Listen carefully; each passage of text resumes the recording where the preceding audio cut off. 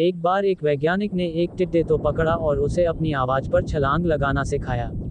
वैज्ञानिक टिड्डे से कहता कूदो, टिड्डा उसके आवाज सुनते ही जोर से छलांग लगा देता। अब वह वैज्ञानिक था तो प्रयोग करना बनता ही था। उन्होंने टिड्डे की छलांग पर प्रयोग किया। वैज्ञानिक ने उसकी एक टांग तोड़ दी और फिर बोला कूदो। अब टिड्डे की छलांग की दूरी कम हो गई। वैज्ञानिक ने उसकी दूसरी टांग तोड़ दी और फिर बोला कूदो। टिड्डे की छलांग और कम हो गई। अब तोड़ी गई उसकी तीसरी टांग, फिर छलांग की दूरी और कम हो गई। एक एक करके बेचारे टिड्डे की सारी टांगें तोड़ दी गई। अब आखिरी टांग टूटने पर जब उससे कहा गया कूदो तो वह हिल भी नहीं पाया। अब वैज्ञानिक ने अपना निष्कर्ष अपनी डायरी में लिखा। जानते हो उसने क्या लिखा?